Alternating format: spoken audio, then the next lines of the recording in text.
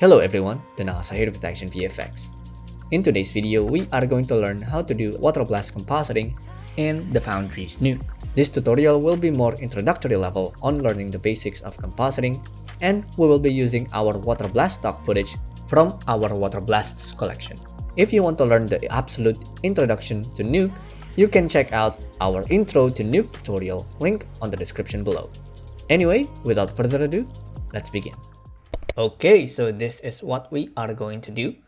I'm going to give you a quick overview before we start over.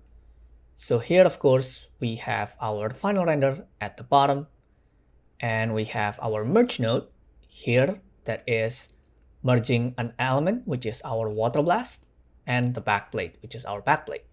So if we go up the B spine here, we have our backplate. And then there's also a tracker node where I did some motion tracking on the background to put our water. So the tracker is connected to a transform node at the end here. And in this branch, of course, we have our water blast and a reflection. And if we go up here, this is our water blast. And basically here I did some retiming, and then I move it. And then I split the branch into two. One is for creating reflection, and the other one is just a water blast. And then I merged them together, and then did some defocus and then masking.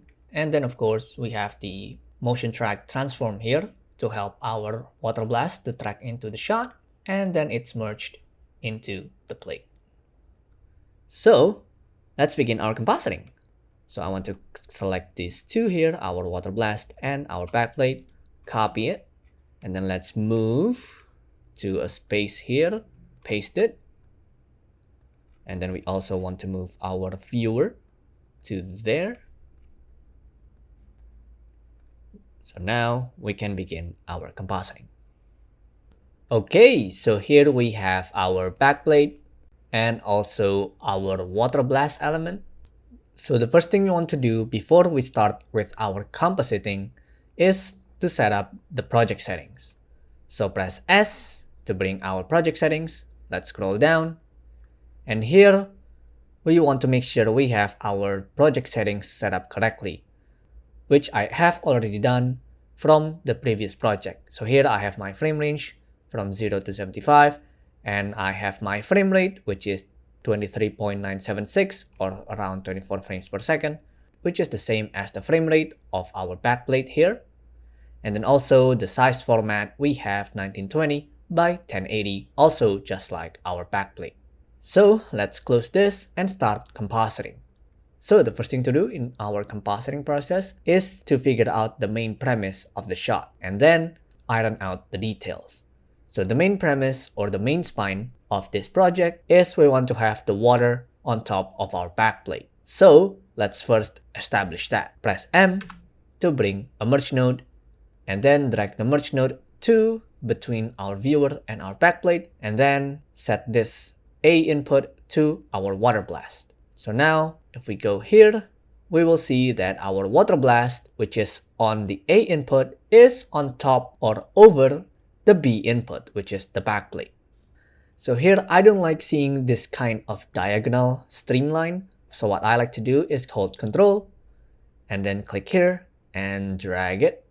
And here we have this dot, which just helps break the diagonal line. And it also gave us basically a pit stop to look at this stream A, which is our water, before it enters the merge node. This is just my personal workflow. So if you don't do this, it's not going to affect the final result in any way. Okay, so here we can see that our water blast has a completely different resolution than the backplate, which is not a problem because the resulting format size of a merge will always follow the one on the B stream. So it is not a problem for our water blast to have a completely different format. However, I personally like to have my stuff on the A stream here to already have a matching format before it enters the merge. It just makes things a bit neater for me. So I want to do that. Let's get a reformat and put it here. There we go. So now our water blast resolution has been changed to the same as our project settings, which is the same as our backplate. So here I want to change the resize type to fit. So now that our water blast is centered. And then let's go to our merge. And then I want to position the water blast to around here. So let's get a transform node, drag it here. And then I want to hold control and select the controller here, and then drag it to the bottom of the water blast. So now our pivot has been changed, and we can then move it here. There we go. Okay, so let's close our transform and see what we have. Okay, so the first thing that is very noticeable, of course, is our water blast is not tracking into the shot, and also the water blast is moving in slow motion. So let's fix that. We want to fix the tracking first. So there isn't a lot of parallax going on from the movement of the camera, so we don't need to do a 3D tracking. We can just do a simple 2D tracking using the tracker node. And then we want to connect it to our backplate. There we go. Then let's look through here. So now what we want to do is we want to create 2 points because we want to track the position and the rotation. First, let's create the first one. And then I want to track around this area of the bridge because we have a great contrast there. There we go.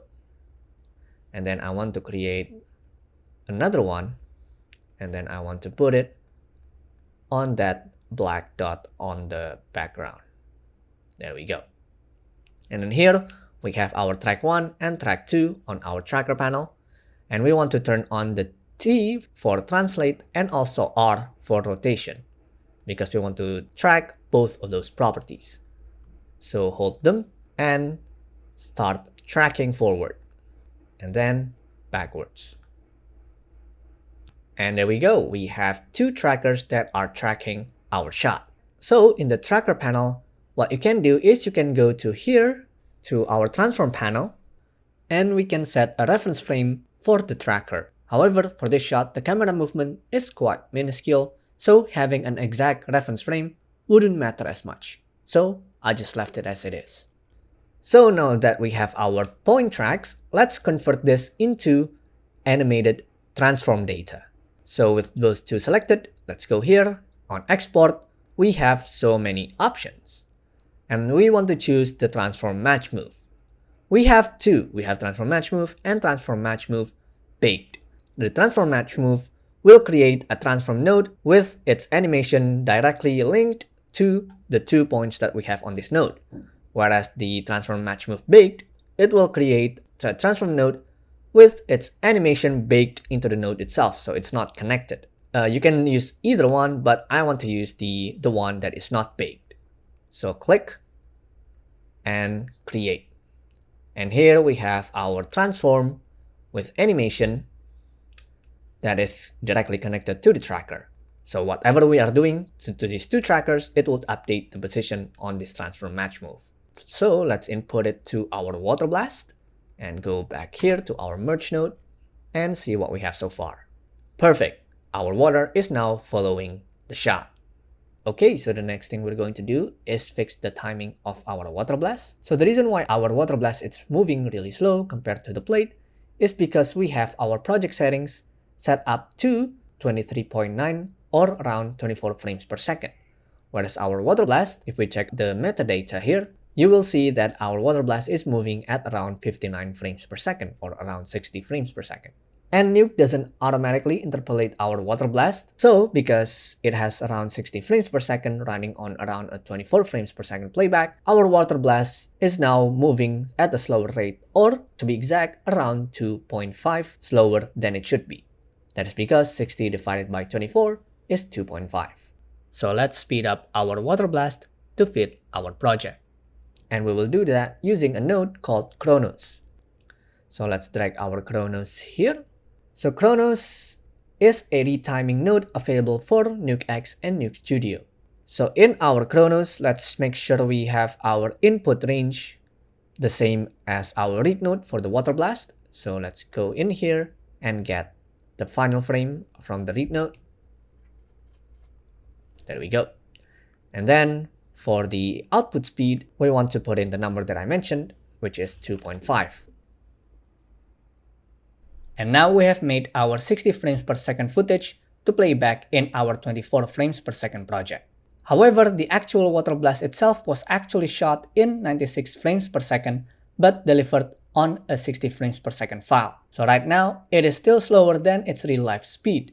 So if you are looking to get the actual speed of the water blast as it was shot, you need to divide 96, which is the original frame rate of the water blasts as they were shot, by your project frame rate, and then use that number for the speed up factor. So if your project is 30 frames per second, you want to speed your footage up by 3.2.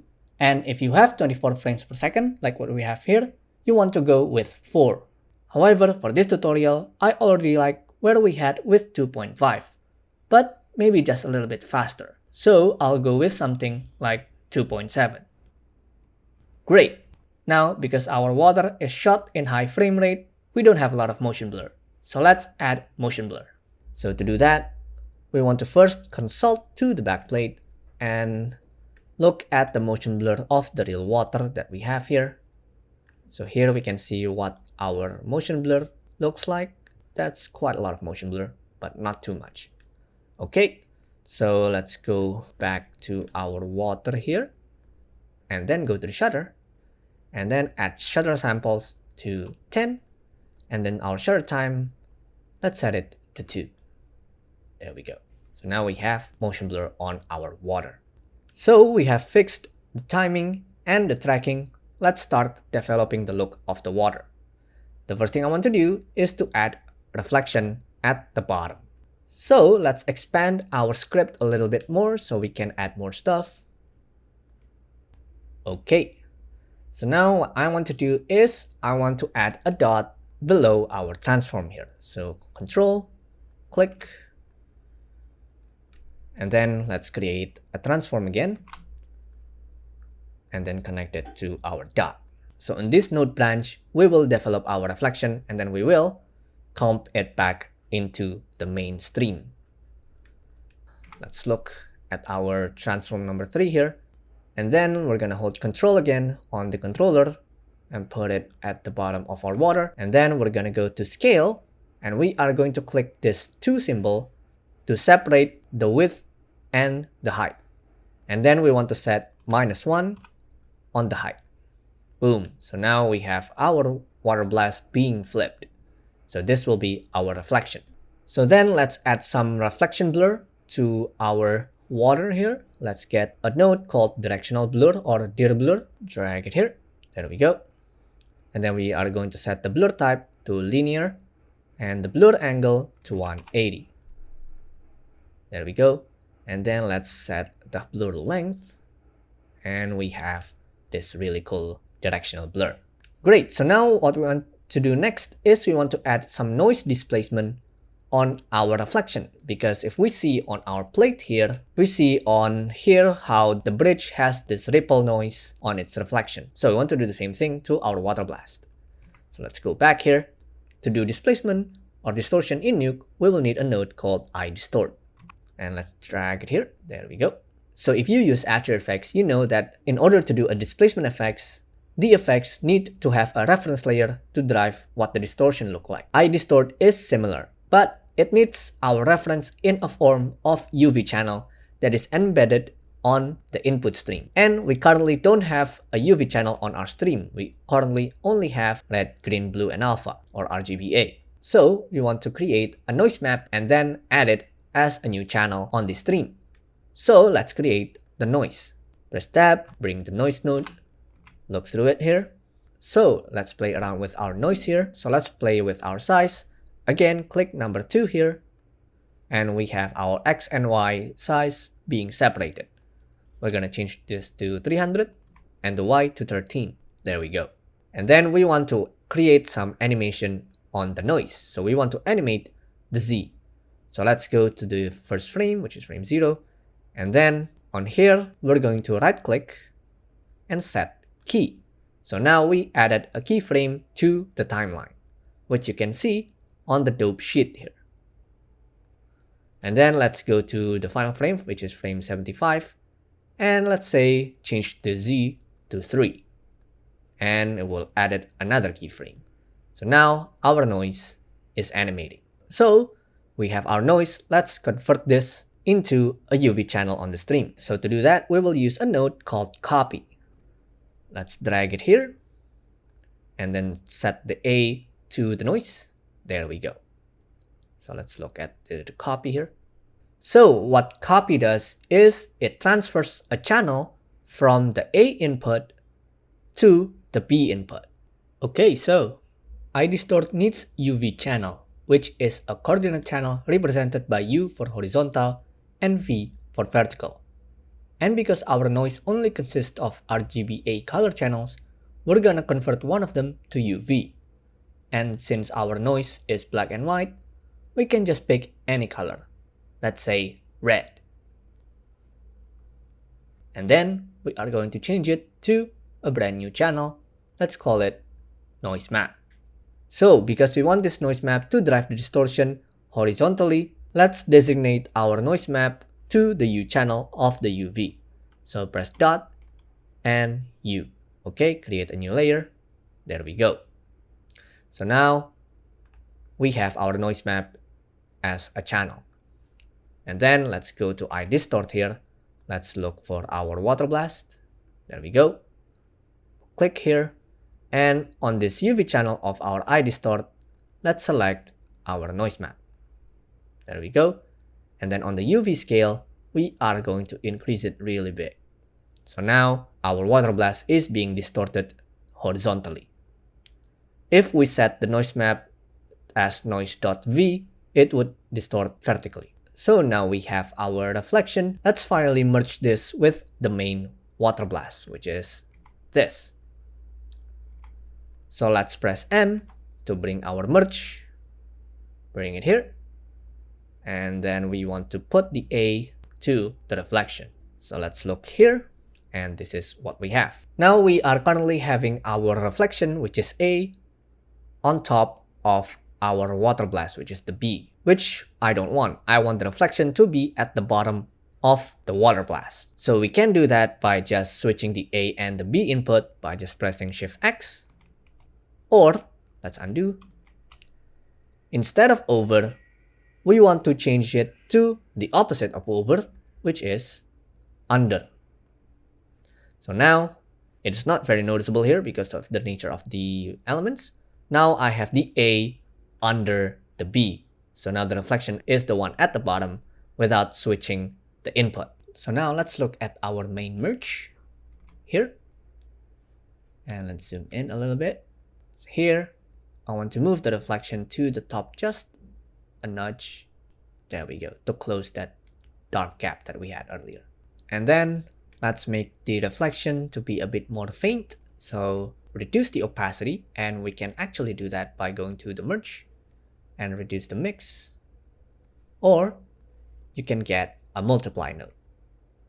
Actually, I don't like having a node going horizontal like that. So let's move this to the bottom, and there we go.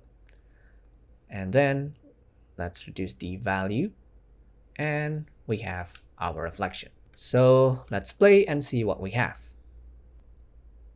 Awesome. So now let's start color correcting our water blast. So something to keep in mind when color correcting elements in Nuke is premultiplication. Our elements usually already have multiplied with its alpha channel. That is what gave the elements a transparent background. Because of that, sometimes when we do color correction, the edges of our elements get affected by the color change. So we don't want that. What we want is to separate our alpha or unmult before color correcting. So let's go here and get Unpremult. So here we can see our water is now glitching really weirdly. So what's happening is that we have separated the alpha of this water blast from the color. So now we only have the color information. And then we want to add a color correction node. For me, I want to add a grade. So press G and then put it here. So here we will do the color correction. And then after the color correction, we will bring back the alpha using Premult.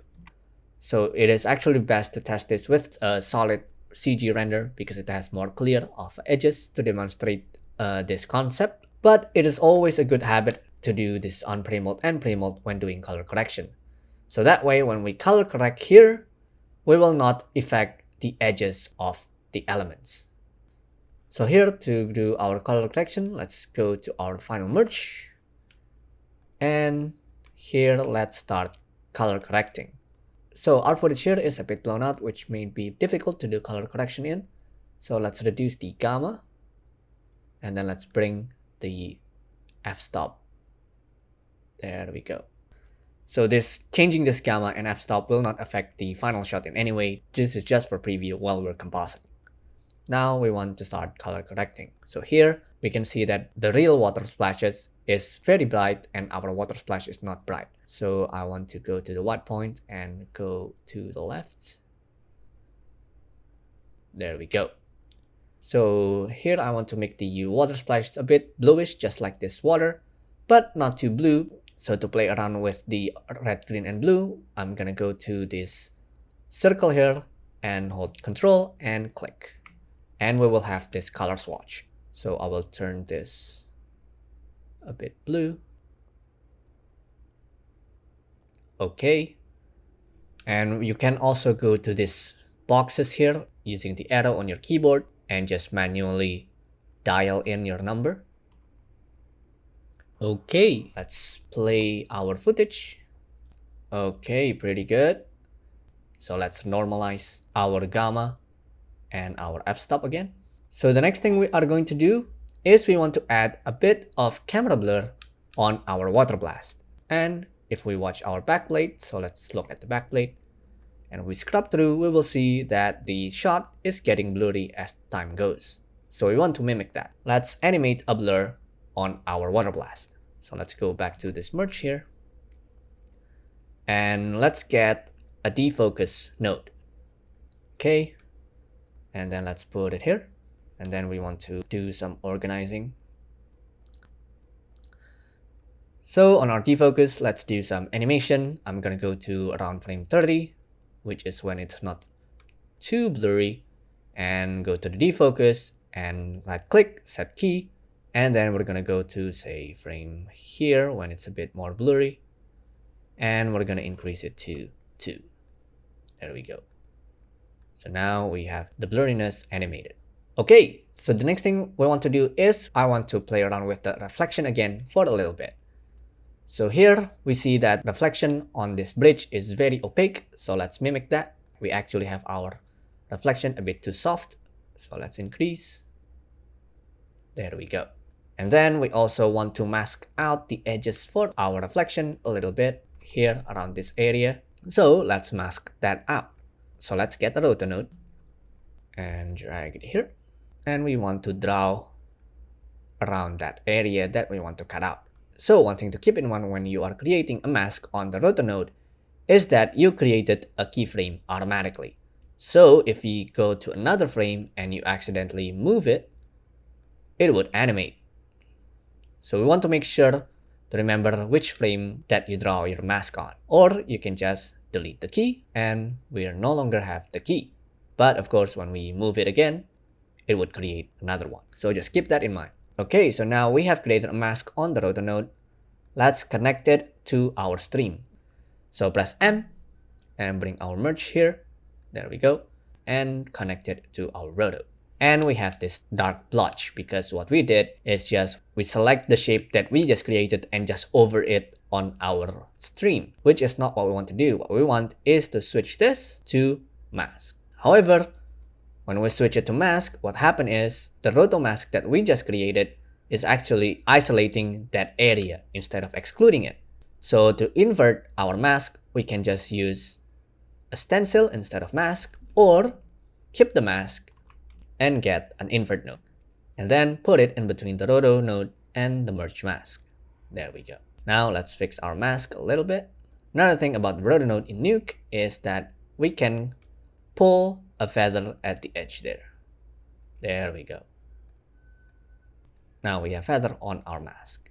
Okay, so we have everything set up. We have the reflection, we have the water. Now the two last things I want to do is first I want to offset the water blast because now the water blast happening is very early. I want to actually offset the timing so it starts a bit later. on the shot. So to do that, we can of course go to the large blast here and just play with the frame settings, but we're not going to do that. What we want is to use a node called time offset. So time offset, as the name says, it will offset the time of whatever that is inputted on it. So we want to put it just below the Kronos, because if we put it on top of the Kronos, it would mess up with the timing because we already set the input range on the Kronos. So we want to make sure to have the time offset below the Kronos. So click here and we can set the offset, how many frames we want to offset it, or we can just go to dope sheet and let's zoom here and just drag the timeline of the time offset. There we go. So now we have offset the time, and then I want to get rid of this extra bounding box that we have. This extra bounding box came from our water blast assets because we transform it around, so it creates this extra bounding box, which isn't really a problem in this project. But if you are working on a big project with a lot of nodes, this extra bounding box could sometimes slow down your project. So we want to cut them off because we don't need those extra data. So let's get reformat, put it just below our transform match move, and boom, we have got rid of the extra bounding box. And this is what we have. Another extra thing I want to show you is backdrop and sticky notes. These tools are great to help you organize your script. Backdrops allow you to select an entire group of nodes together, and you can name it or change its color. If you want to detach a backdrop from a node, you can hold Ctrl and remove it. And another organizing tools that you can use is StickyNotes, which is super helpful for adding notes or labels to your script. And that was a tutorial on basic compositing using our Water Blast collection in Nuke. Let us know if you have any Nuke tips and tricks that you'd like to share. And as always, if you want to purchase the asset that I used in this tutorial, you can check out our website at ActionVFX.com. At ActionVFX, we provide high-quality VFX assets for your VFX needs. We have fire, explosions, energy, and many others. You can also sign up for our ActionVFX subscription starting at the low cost of $14.99 a month. This is the most affordable way to access our library, and you can cancel anytime, no contract. Thank you so much for watching. Let us know in the comment section below what kind of tutorials that you'd like to see next. And see you next time. Bye bye.